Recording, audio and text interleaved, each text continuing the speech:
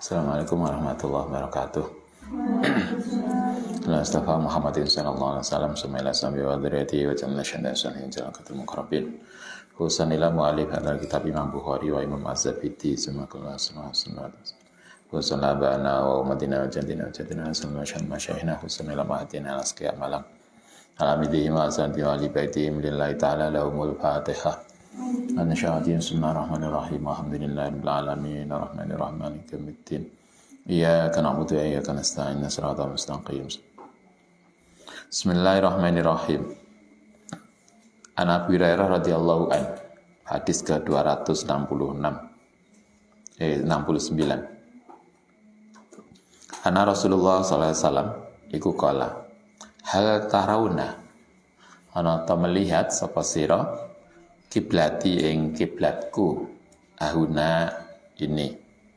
Apakah engkau memperhatikan kiblat kita yaitu Masjidil Haram? Wallahi, mongko demi Allah.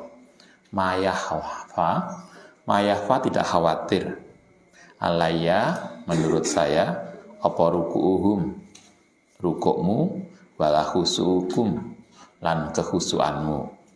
Kata Nabi, kalau kita sholat di Masjidil Haram, Nabi tidak khawatir kita itu bisa khusyuk. Jadi artinya kalau di Masjidil Haram insya Allah untuk menjadi khusyuk menjadi lebih mudah dibanding kita sholat di luar Masjidil Haram.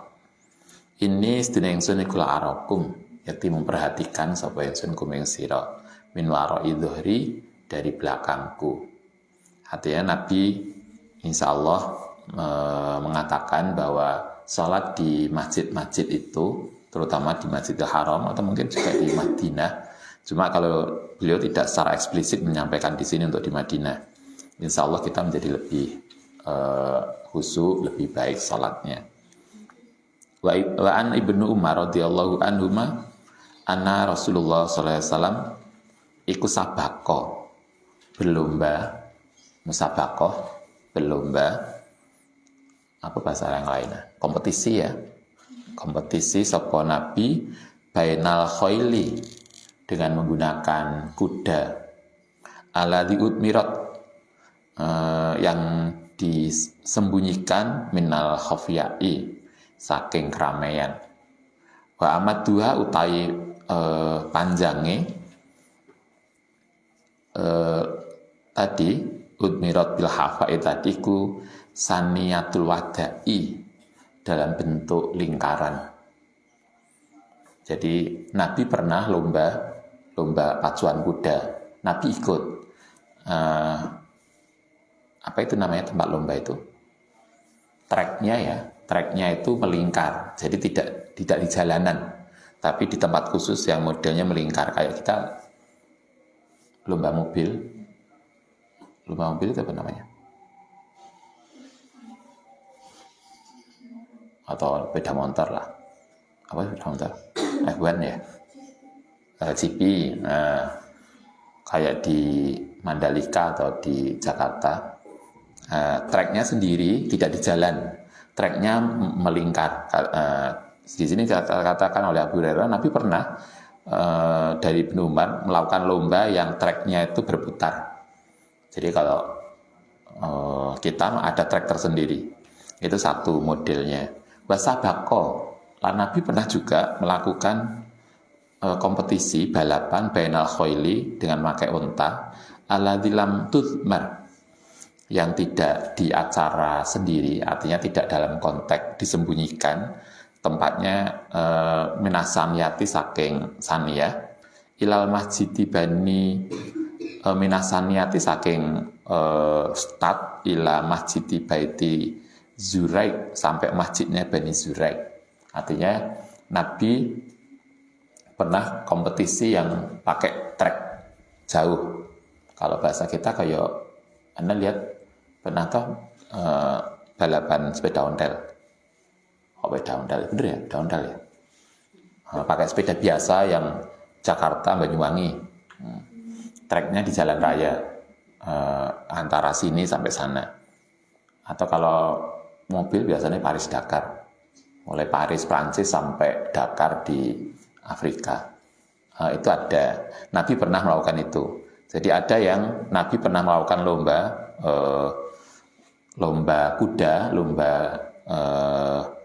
unta yang treknya lurus di jalan dari mana sampai mana. Ada juga Nabi pernah melakukan itu di dalam konteks treknya di dalam ruang tersendiri, ruang tertutup.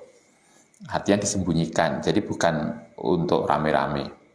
Wa anna Abdullah bin Umar, lan satemene Abdullah bin Umar iku kana ana sapa Abdullah iku fiman, termasuk salah satu orang sabako yang telah memenangkan dia kelawan perlombaan tadi. Salah satu pemenangnya adalah Umar, bukan Umarnya, Ibnu Umar. Wa Anasin radhiyallahu an. Jadi kalau ada lomba-lomba, katanya mau ada lomba-lomba tuh, nah itu berarti sunnah Rasul. Kalau bahasa kita begitu, artinya Nabi mengajari kita, ada yang lomba itu untuk ruang tertutup, ada yang lomba untuk ruang terbuka. Wa Anasin radhiyallahu an qala utiya diberikan sapa Nabi sallallahu alaihi wasallam bimalin kelan suatu harta minal Bahrain, dari daerah Bahrain, nama tempat. Bahrain itu daerah mana? Selatannya Saudi ya, kalau sekarang. Selatannya atau daerah mana? Anda tahu? Yang melihat peta? Kayaknya nggak pernah melihat peta. Nanti ini sama Pak Jamal. Ada Bahrain, saya lupa, nanti dilihat di peta. Kanjeng Nabi pernah mendapatkan hadiah banyak banget dari daerah Bahrain. Fakola, kemudian ngendika sapa Nabi, insuruhu atau ansuruhu ngumpulno sapa sirahu ing mal fil masjidin dalam masjid. Hadiah ini sebetulnya untuk Nabi sebagai pribadi, tapi Nabi kemudian bilang harta-harta atau uang tadi silakan diletakkan di masjid.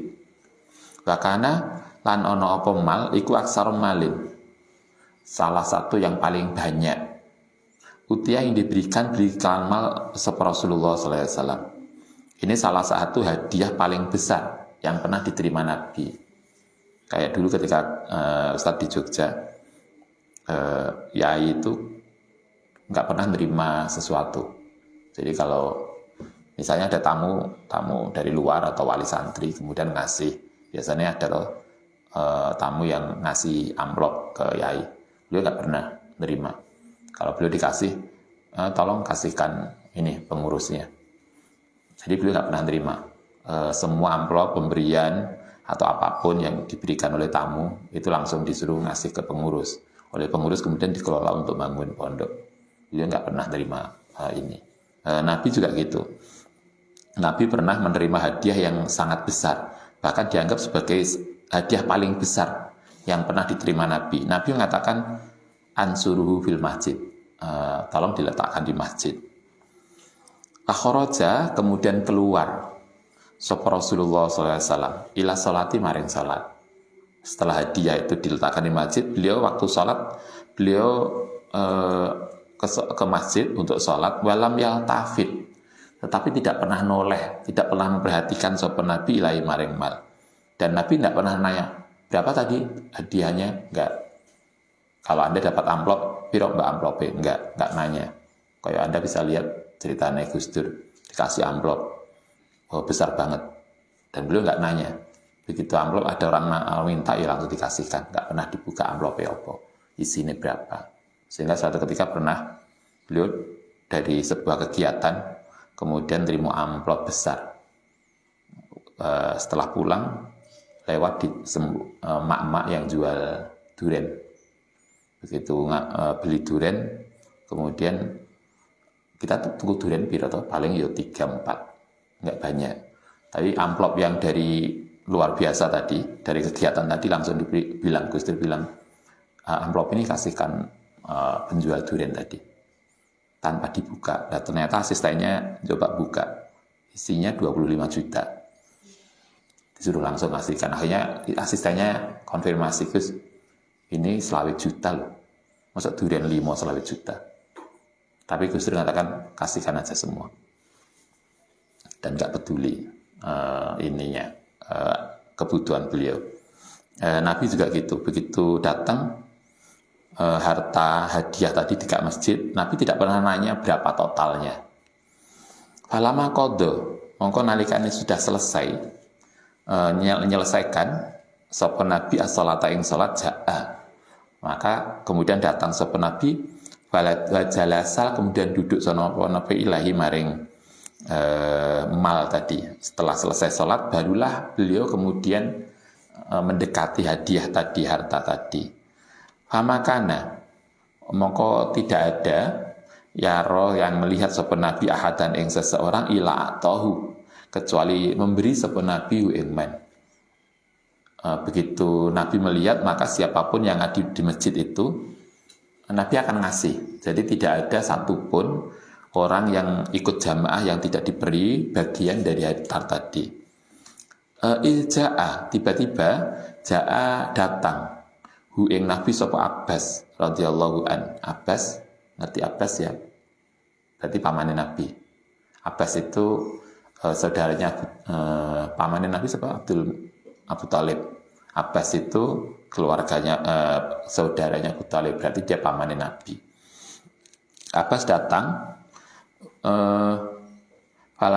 ja'ahu Abbas radhiyallahu an. Kemudian faqala, kemudian mengucap sapa Abbas, ya Rasul, atini, mugi memberi sapa tuan ingsun fa ini krana sedene ingsun iku fa itu menekani sapa ingsun nafsi ing diriku, wa itu lan nekani sapa ingsun akilan, nama orang Akil.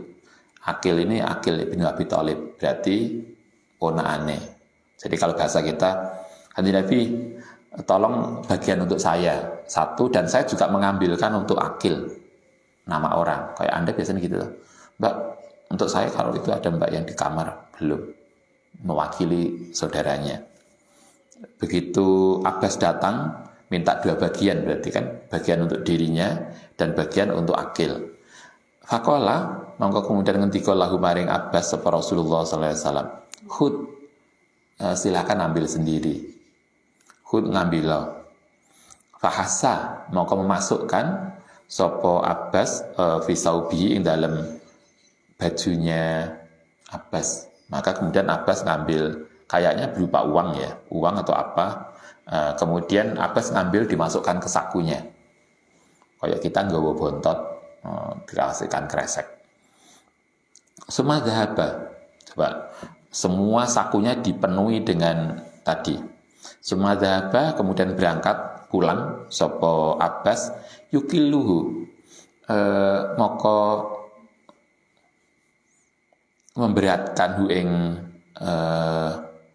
Abbas alam yastati, dan tidak mampu sapa Abbas. Faqala ya Rasul, faqala ya Rasul, faqala ya Rasulullah mur, perintah sapa sira ba'dhum yarfa'uhu, kang ngangkat sapa ba'dhum ilaya maring ingsun. Jadi dia ngambilnya banyak sampai dia kemudian Abbas tadi nggak kuat ngangkat. Faqala la, Nabi mengatakan kalau Anda ngambil ya secukupnya saja, tidak kemudian sampai dibantu orang untuk nggawakno, secukup kita. Kayak Anda kalau di tempat rekreasi ada toh, masuk gratis, masuk bayar, makan di dalam sepuasnya, tapi tidak boleh bawa pulang. Nah, kayak begitulah. Kalau Anda ngambil ya secukup kita, semampu kita membawa. Jangan kemudian nggawa koncone untuk nggawa bantu untuk ngangkat. Kalau lah dia bilang, kan Nabi tolong perintahkan yang lain untuk membantu saya. Nabi mengatakan la. Kala farfa'hu, mugi ngangkat sapa hu ing harta anta ya tuan alaya ing atas ingsun. Kalau begitu tolong Kanjeng Nabi jenengan aja yang bantu saya. Wajane Abbas ini top banget. Minta orang lain bantu, Nabi nggak mau, karena dia sudah ngambil untuk 2 orang. Kemudian ya kalau gitu ya jenengan aja bantu saya. Nabi mengatakan lah, enggak. Artinya Nabi mengajari kita, kalau kita ngambil sesuatu, ambillah secukupnya, tidak kemudian berlebihan. Fanasaro, mongko kemudian mengeluarkan sapa Abbas minhu, Karena itulah kemudian Nabas mengurangi bebannya. Sumadzahaba, kemudian berangkat, yukiluhu. Qala ya Rasul, mur. Setelah dikeluarkan sebagian, ternyata masih nggak kuat dua. Qala ya Rasul, mur ba'dahum, mur perintah sapa tuan ba'dahum yang sebagiannya orang, yarfa'uhu, bantu ngangkat sapa ba'dahum, alaihu ing mal alaiya ing ngatasé ingsun. Qala jawab sapa Nabi la. Qala farfa'u anta alaiya. Farfa'u mugi bantu ngangkat hu ing mal sapa anta tuan alaiya. Nabi ngatakan lah. Setelah dikurangi ternyata beliau nggak muat juga, nggak kuat juga. Maka kemudian dia minta Nabi lagi, tapi Nabi ngajari kita sekali lagi kalau kita mengambil sesuatu atau kita dikasih sesuatu, ambillah secukupnya. Summa ihtamalahu. Maka kemudian membawakan hu ing sapa Abbas hu ing harta tadi fa'alqahu. Kemudian meletakkan sapa Abbas ha ing mal ala kahilihi ing atase pundake Abbas. Sumang tolako kemudian pulang. Artinya ini semua dikasih. Bahkan Abbas sampai bawa pulang sampai dipikul karena di sakunya udah penuh. Kemudian dia bawa di atas bahunya. Famazalla. Monggo kemudian terus-terusan seperti itu sapa Rasulullah SAW yutbi'u, mengikuti, mencari sapa Nabi hu ing Nabi basarahu ing penglihatane Nabi hatta khofiyah, sehingga habis alaina yang atas kita. Kata Anas, harta itu semuanya dibagi. Jadi tidak ada yang satupun yang untuk Nabi, semua dikasihkan sahabat. Ajaban, sampai kemudian tidak ada yang tersisa di antara sahabat yang tidak mendapatkan. Artinya semua sahabat mendapatkan. Ajaban, sungguh sangat menakjubkan min khirsihi, saking dermawannya Nabi. Famakoma, mongko tidak berdiri sapa Rasulullah SAW wasama lan di sana minha saking harta apa dirhamun. Sampai kemudian kata Anas, Nabi yang mendapatkan harta segitu banyaknya itu kemudian semua dibagi habis, sampai Nabi sendiri tidak dapat bagian. Ajaban min khirsihi, sesuatu yang menunjukkan sifat pemurahnya Rasul. Wa an Mahmud ibnu Rabi al-Ansari radhiyallahu anna Idban ibnu Malik wa huwa iku min ashabi Rasulillah sallallahu alaihi wasallam. Miman saking wong syahida yang ikut atau menyaksikan Badren yang perang Badar, minal Ansori saking sahabat Ansor. Mahmud bin Rabi ini salah satu sahabat Nabi periode awal. Beliau pernah ikut perang Badar. Anda tahu perang Badar tahun berapa? Tahun berapa? Perang Badar tahun kedua Hijriah. Nabi hijrah tahun kedua itu perang Badar. Perang pertama yang dilakukan oleh Nabi. Berarti kalau perang Badar itu tahun kedua Hijriah, maka berarti Mahmud bin Rabi itu salah satu as-sabiqunal awal, kelompok pertama masuk Islam. Suatu ketika Mas'ud, bukan Mas'ud ya, Idban, namanya Idban bin Malik, itu datang kepada Nabi. Ata teko sapa Idban Rasulullah sallallahu alaihi wasallam, faqala kemudian mengucap sapa Idban, ya Rasul, qad angkartu, teman-teman ngingkari sapa ingsun basori, yang penglihatanku. Kalau bahasa kita, Kanjeng Nabi penglihatan saya itu sudah agak rabun, jadi penglihatannya sudah enggak begitu jelas karena mungkin beliau sepuh.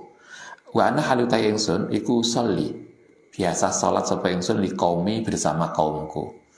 Adban tadi udah tidak muda, penglihatannya sudah agak rabun, tapi beliau senantiasa sholat di masjid bersama dengan masyarakatnya. Faidan, suatu saat tiba-tiba kanat ono apa alam toru hujan, tapi suatu ketika ada hujan lebat. Kalau di tanah suci, kalau hujan biasanya ini hujan titik banjir. Kalau kita kan enggak. Kalau di sana hujannya nggak begitu deras, itu banjir. Kenapa banjir? Karena tanahnya kan tanah keras, sehingga air itu tidak ngeresep ke dalam. Jadi hujan titik udah banjirnya banget. Nah, suatu ketika hujan, salah banjir opal wadi lembah. Alladzi baini, yang ada di antara saya wa bainahum lan antara kaum. Suatu ketika hujan deras, di jalan banjir. Falam astati, maka kemudian nggak mampu sapa ingsun an atiya ento datang masjidahum ing masjid mereka. Wa usolli, untuk salat sapa ingsun lahu maring bersama mereka. Suatu ketika hujan deras dan jalanan banjir. Karena itulah saya tidak bisa berangkat ke masjid. Tidak bisa berangkat ke masjid, hanya sekali jamaah, itu nyesel banget. Semoga kita juga begitu. Kadang kita nggak ada nyesel. Jamaah mbak, cik mulai nunggu ngarep kamar mandi suwe, terus akhirnya telat jamaah. Coba Anda bisa lihat Itban bin Malik, ketinggalan jamaah tapi karena hujan, sehingga dia tidak bisa berangkat ke masjid. Itu nyesel banget, sehingga lapor Nabi. Kemudian beliau minta kompensasi, karena nggak bisa jamaah, beliau minta ganti. Wawawaditu, kan seneng sapa ingsun ya Rasul, anta yang saat temene tuan iku tak tini nekani sapa tuan ingsun fatus sholia, supaya salat sapa tuan fi baiti ing dalam rumahku, fatahiduhu, maka mugi ngambil sapa tuan hu ing baiti musalla, yang tempat salat. Nah, karena beliau tidak sempat, tidak bisa sholat di masjid karena hujan tadi, beliau minta Kanjeng Nabi untuk memberkati rumahnya, yaitu Nabi diundang sholat di rumah beliau untuk memberkati rumahnya. Kita biasanya undangan makan, kayaknya perlu ya sekali-kali undangan sholat jamaah di rumah, sholat sunnah tentu. Tujuannya adalah untuk memberkati rumah kita. Karena itulah kita memberkati kamar kita masing-masing dengan cara kamar kita dipakai untuk baca Quran. Kita memberkati rumah kita dengan cara rumah kita dipakai untuk musola. Nabi kemarin masih ingat di pertemuan sebelumnya, Nabi juga memberkati rumahnya mbahnya Anas. Mbahnya Anas yang sepuh, Nabi diundang untuk makan. Kemudian sebagai balasan Nabi berkenan sholat di rumah itu. Ustaz bayangkan betapa bahagianya kita kalau rumah kita ditempati Nabi untuk sholat. Itu kan Nabi salah satu yang diminta ini adalah memberkati rumahnya untuk sholat. Faqala mongko ngendika sapa rawi, faqala kemudian ngendika maring lahu maring ya Itban sapa Rasulullah sallallahu alaihi wasallam. Sa'afalu insyaallah, kata Nabi, oke lah, insyaallah saya akan datang. Kala Itban fahudan, maka kemudian besoknya ala yang atas insun sapa Rasulullah sallallahu alaihi wasallam. Maka besoknya Kanjeng Nabi benar-benar datang. Ternyata Nabi tidak sendiri, wa Abu Bakar, lan bersama Abu Bakar, hina irtafa'ah, nalikane sudah tinggi apa an-naharu, jadi sudah agak siangan, Nabi datang. Fasadzana, kemudian minta izin sapa Rasulullah sallallahu alaihi wasallam. Jadi dalam bahasa kita ketuk pintu. Nabi datang besoknya ngetuk pintu bersama Abu Bakar. Fa'adintu, maka kemudian mengizinkan sapa ingsun lahu maring Nabi. Walam yajlis. Nabi begitu datang, tetapi beliau ternyata tidak duduk karena undangannya undangan sholat. Jadi Itban mengundang Nabi untuk sholat di rumah beliau. Maka Nabi tidak duduk. Begitu masuk rumah, falam yajlis, mongko tidak duduk sapa Nabi hina dakhala, nalikane masuk baiti ing rumahku. Sumakala, kemudian Nabi langsung bertanya, aina tuhibbu, di mana engkau suka an usolli, yang atau salat sapa ingsun fi baitika. Nabi begitu masuk langsung bilang, di mana saya perlu salat, karena undangannya salat, maka di mana salatnya? Qala ndika sapa ban fa asyartu, kemudian ngawi isyarat sapa ingsun lahu maring Nabi ila nahyatin, pada suatu sisi binal baiti. Faqoma, kemudian saya mengarahkan pada suatu tempat di rumah. Fakoma kemudian berdiri sapa Rasulullah sallallahu alaihi wasallam fakabbara. Kemudian takbir, fakumna lan salat sapa kita, berdiri sapa kita, fasofafna. Kemudian gawe sof sapa kita, wasalla rakaataini. Kemudian Nabi salat sunnah 2 rakaat, summa salama, kemudian salam. Jadi undangan salat jamaah di rumah, sehingga rumah kita itu ditepati salat. Mungkin kita pagi, kalau Anda biasanya kegiatan pagi misalnya undangan sholat duha atau sholat apalah, sholat sunnah, sehingga rumah kita itu terberkati oleh sholat tadi. Kala kemudian nguntap sapa rawi habasnahu lan merasa cukup ing ini ing akban ala haziratin ing atasi kegiatan sonakna yang telah melakukan sapa kita ha ing hazirah lahu maring adban. Setelah sholat kita sudah merasa, dengan kegiatan lain kita merasa cukup. Faqala kemudian ngucap sapa rawi fasabah, kemudian kumpul fil baiti ing dalam rumah sapa rijalun, banyak laki-laki min ahli dar saking desa itu. Zawu adatin dengan beberapa orang, artinya banyak orang, fastami'u maka kemudian pada kumpul sapa rajul. Setelah Nabi sholat, banyak sahabat datang di rumah itu. Faqala kemudian mengucap sapa qailun, seseorang minhum saking mereka, aina Malik bin Duhaisin. Ada nanya, oh mbak ini mana? Kalau bahasa kita gitu. Mana Malik bin Duhaisin? Faqala kemudian mengucap sapa ba'dhum, ini kayak kita saling ngerumpi, saling ngerasani. Begitu ngumpul seseorang nanya, Malik bin Duhaisin kok gak kelihatan ya? Yang lain menjawab begini, dzalika munafik. Gak usah diinilah, dia itu orang munafik. La yuhibbu, yang tidak suka sapa Malik Allah wa Rasulah. Coba Anda perhatikan sahabat rasan-rasan tentang sahabat yang lain. Orang ini mengatakan dia nggak mungkin datang, dia kan orang munafik. Nabi kemudian langsung merespon. Faqala kemudian Rasulullah SAW, la takul dzalika, jangan ngucap dzalika ini orang munafik. Kalau Anda di sosmed, Anda lihat orang gampang banget mengkafirkan orang. Hanya beda kelompok. Dulu Anda masih ingat, hanya beda pemilihan pejabat. Orang tidak boleh disolati jenazah di masjid tertentu. Itu aneh banget. Coba Nabi mengatakan jangan mengucapkan orang ini munafik, apalagi orang ini kafir. Alasannya Nabi ngajari kita begini, ala tarahu, ana tidak memperhatikan sapa sirahu ing Malik qad qala, teman-teman harus mengucap sapa Malik la ilaha illallah. Siapapun yang mengucap la ilaha illallah atau asyhadu alla ilaha illallah, maka berarti dia muslim, dan kita tidak layak untuk mengatakan dia non-muslim. Pokoknya siapapun yang syahadat berarti muslim. Yuridu yang mengendaki sapa Malik bidzalika wajah Allah. Qala Allahu wa rasuluhu alam. Kemudian para sahabat mengatakan, oh ya Allah yang tahulah. Nabi mengkonfirmasi, tapi dia sudah mengucap syahadat. Qala tapi sahabat yang lain cek ngeyel.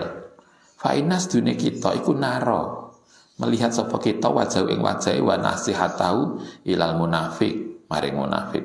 Kata yang lain kan Nabi, bener dia ngucap syahadat, tetapi koyoke dia nggak serius. Mungkin dia syahadat tetapi perilakunya nggak bener. Kala ngendika sapa Rasulullah, innallaha, sak temene Allah iku qad harrama, teman-teman harus mengharamkan ala nabi ngatasin rokok sapa man wong qala la ilaha illallah. Yabtaghi, yang berharap sopoman bidzalika wajah Allah. Kanjeng Nabi kemudian mengajarkan kita apapun tidak boleh kemudian menganggap orang lain itu sesat sepanjang dia mengucap syahadat. Artinya sepanjang dia mengucap syahadat, maka berarti dia muslim, dan kita tidak layak kemudian menghakimi dia sebagai orang yang nggak muslim. Ini kita perlu belajar ini. Ustadz kadang mikir, apa ya, kita tuh prihatin banget kalau kita baca sosmed. Orang hanya beda pemikiran. Kemarin ada seorang kiai yang dibaca orang karena beda pemikiran agama. Coba, ada hanya beda pemikiran keagamaan, orang rela menganiaya orang lain. Betapa jauhnya kita dengan Kanjeng Nabi. Nabi mengajarkan, pokoknya siapapun yang mengucap syahadat, dia nggak layak untuk dirasani. Ini malah menganiaya fisik. Bahkan hanya beda, kemudian orang rela ngebom orang lain. Betapa kita perlu belajar untuk bagaimana kita mengikuti Kanjeng Nabi. Nabi sangat toleran, Nabi sangat moderat, artinya bisa memahami perbedaan. Nabi tidak mengajari kita, oh dia munafik. Walaupun ada orang lain Kanjeng Nabi, saya tahu sendiri wajah dan perilakunya kayak orang munafik. Tapi Nabi mengatakan, sepanjang dia mengucapkan syahadat, Allah sendiri yang menjamin dia bebas dari neraka. Artinya marilah kita belajar untuk bisa berbeda dan seterusnya. Tidak mudah menghakimi orang, itu yang penting.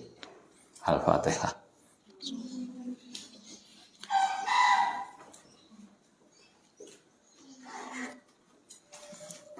Rabbana fa'na bima 'allamtana rabbi faqihna ladzi fa'na rabbi faqihna wa faqih ahlana. Rabbana fa'na bima 'allamtana rabbi ladzi faqihna wa faqih ahlana.